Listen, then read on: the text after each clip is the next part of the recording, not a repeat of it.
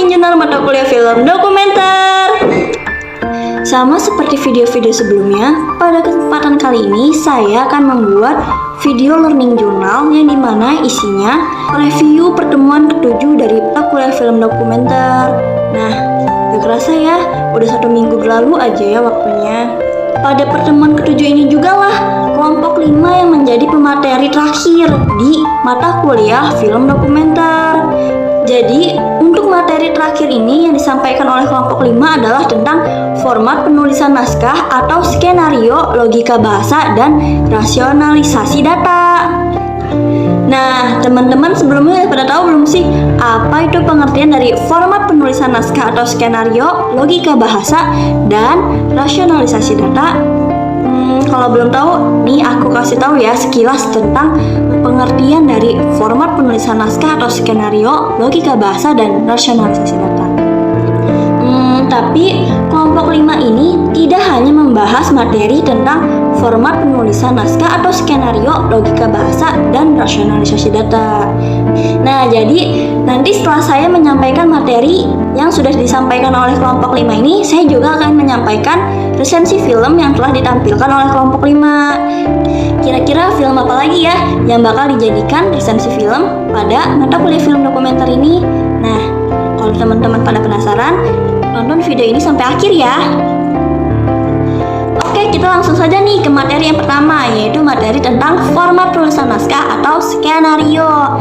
Nah, jadi dalam pembuatan film dokumenter, penulisan naskah ini masuk ke dalam tahap praproduksi, yang dimana nantinya akan ada seorang penulis yang menghasilkan sebuah karya untuk mencapai suatu keberhasilan dalam proses pembuatan film dokumenter ini.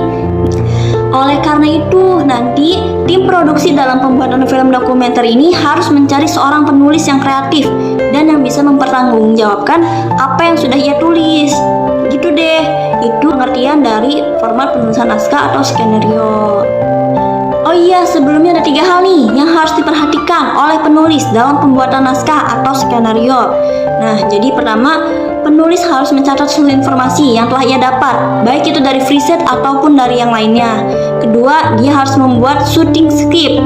Nah, ketiga, membuat komentar, yang dimana nanti komentar ini akan ditampilkan dalam sebuah cerita yang bergambar dari hasil yang telah ia buat. Nah, setelah format dari penulisan naskah atau skenario itu terpenuhi, baru deh kita bisa melanjutkan ke proses pembuatan dari naskah atau skenario ini. Pertama-tama, proses dari pembuatan naskah atau penulisan naskah skenario ini kita harus mencari ide atau gagasan terlebih dahulu. Kedua, kita menentukan tema apa yang akan kita buat. Nah, ketiga, kita harus melakukan riset atau survei pada lokasi yang akan kita buat ceritanya itu sesuai dengan tema dari yang kita telah tentukan. Keempat, baru deh kita bisa membuat sinopsis atau kerangka gagasan dari naskah atau skenario yang akan kita buat. Nah, kelima ada treatment. Treatment ini merapikan 4 tahapan sebelumnya itu, jadi dicocokin. Nah, habis itu yang keenam ada penulisan naskah atau skenario.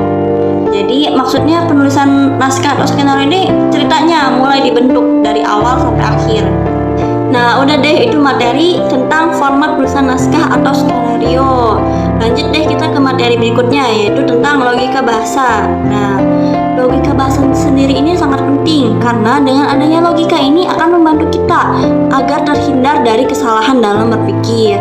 Seperti yang kita ketahui kan bahwa bahasa ini adalah tanda bunyi yang dipakai oleh manusia di seluruh muka bumi ini sebagai alat komunikasi dalam kehidupannya. Nah, adanya komunikasi ini juga bertujuan untuk mempengaruhi, menyatakan perasaan, menjelaskan perilaku, dan mendalami atau menjelaskan sesuatu antara tutur dan mitra tutur.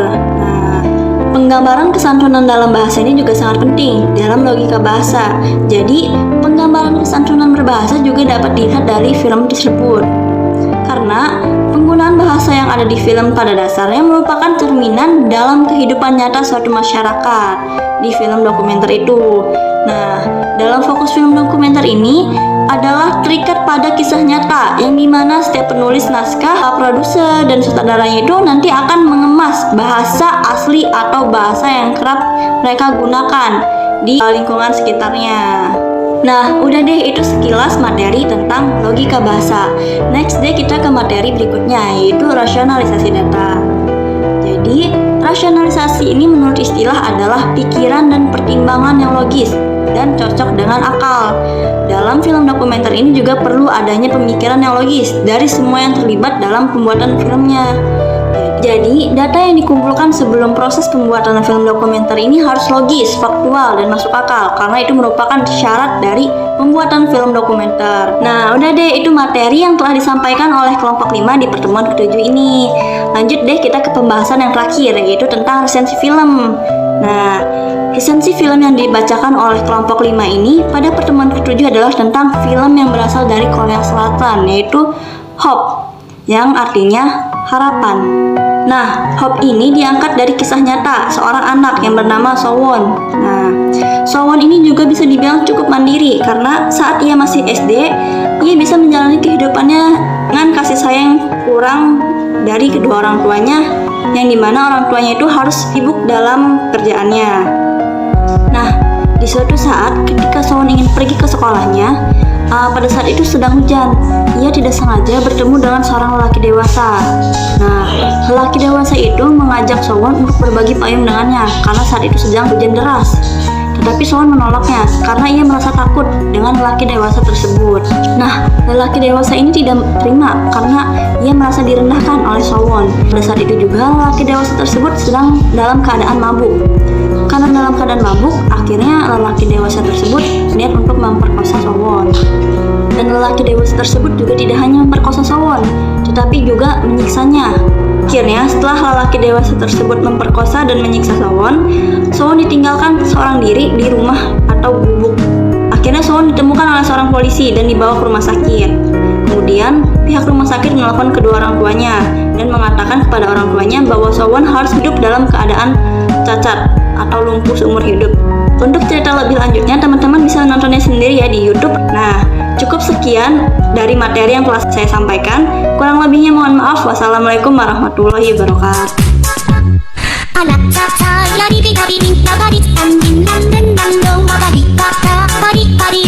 di